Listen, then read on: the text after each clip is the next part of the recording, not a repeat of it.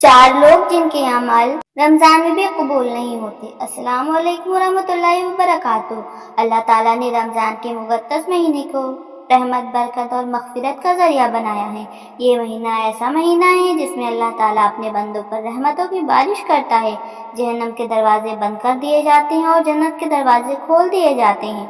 इस महीने में एक नफल इबादत का सवाब फ़र्ज के बराबर और एक फ़र्ज का सवाब कई गुना बढ़ा दिया जाता है। लेकिन अफसोस की बात यह है कि कुछ लोग ऐसे होते हैं जिनकी कोई भी इबादत, कोई भी दुआ, कोई भी नेक अमल रमज़ान में कबूल नहीं होता।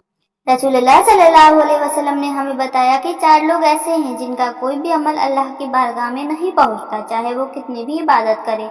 आज की इस वीडियो में हम उन्हीं चार बदकिस्मत लोगों के बारे में जानेंगे और ये भी समझेंगे कि हमें इन बुरी आदतों से कैसे बचना चाहिए। इसलिए वीडियो को आखिर तक जरूर देखें और इस अमानत को दूसरे तक जरूर पहुंचाएं। एक दिन रसूलुल्लाह सल्लल्लाहु अलैहि वसल्लम मिंबर पर तशरीफ लाए और अपने हर सीढ़ी पर आमीन कहा। ये देखकर सहाबाए इकराम हैरान हो गए, क्योंकि इससे पहले ऐसा कभी नहीं हुआ था। जब रसूलुल्लाह सल्लल्लाहु अलैहि वसल्लम खुतबा दे चुके तो एक सहाबी ने अदब से पूछा, या रसूलुल्लाह सल्लल्लाहु अलैहि वसल्लम, आज आपने 3 बार आमीन कहा, इसकी वजह क्या थी? आप सल्लल्लाहु अलैहि वसल्लम ने फरमाया, जब मैं पहली सीढ़ी पर चढ़ा तो जिब्राईल अलैहिस्सलाम आए और कहा, हलक हो जाए वो इंसान जो रमजान का महीना पाए और अपनी मग़फ़िरत ना करवा सके। तो मैंने कहा आमीन। इसके बाद आपने 4 ऐसे लोगों का जिक्र किया जिनका अमल रमजान में भी कबूल नहीं होते। आइए उन 4 लोगों को तफसील से समझते हैं। नंबर 1, माँ बाप की नाफरमानी करने वाला। रसूलुल्लाह सल्लल्लाहु अलैहि वसल्लम ने फरमाया, जिसने अपने माँ बाप को नाराज किया उस पर अल्लाह की लानत हो।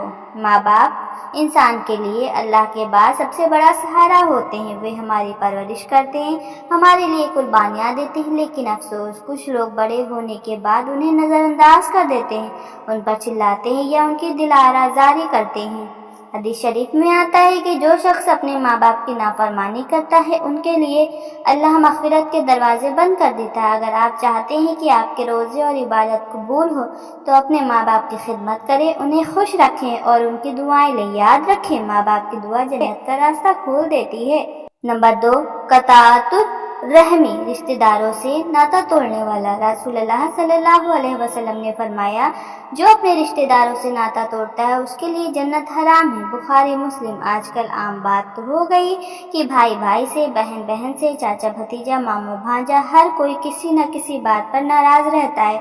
गुस्से, हसद या दुनियावी झगड़ों की वजह से लोग सालों तक बात नहीं करते, यहाँ तक कि रमजान में भी एक दूसरे से दूरी बनाए रखते हैं। लेकिन अल्लाह ताला को ये बहुत नापसंद है। हदीस शरीफ में आता है कि हर सोमवार और जुमेरात को लोगों के अमाल अल्लाह के सामने पेश किए जाते हैं, लेकिन रिश्ते तोड़ने वालों के अमाल वापस कर दिए जाते हैं। अगर आप किसी रिश्तेदार से नाराज हैं तो इस पाक महीने में उनसे सुलह कर लें, खुद आगे बढ़कर माफ़ी मांगे और रिश्ते सुधारें, क्योंकि यही इस्लाम की सिखाई हुई तालीम है। नंबर 3, शराब पीने वाला।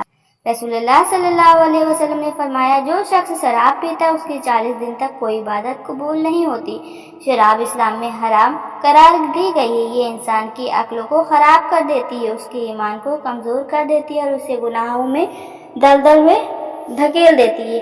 रमज़ान का महीना तौबा करने का सबसे बेहतरीन मौका है, लेकिन जो शख्स शराब छोड़ने को तैयार नहीं होता उसके लिए अल्लाह की रहमत के दरवाजे बंद हो जाते हैं। अगर कोई इंसान इस गुनाह में गिर चुका है तो उसे चाहिए कि वो इस पाक महीने में तौबा करे और अल्लाह से दुआ करे कि वो इस बुरी आदत को छोड़ सके।